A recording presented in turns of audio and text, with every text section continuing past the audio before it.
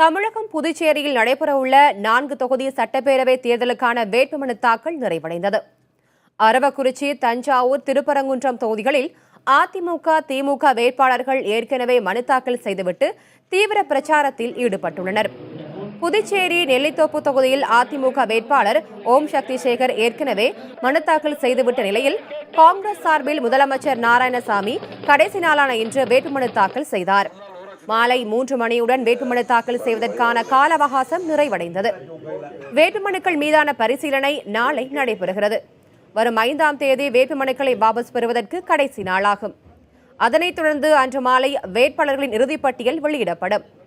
தமிழகத்தில் தஞ்சை, அரவக்குறிச்சி, திருப்பரங்குன்றம், புதுச்சேரியில் நெல்லித்தோப்பு சட்டப்பேரவை தொகுதிகளில் வரும் 19ஆம் தேதி தேர்தல் நடைபெறவுள்ளது.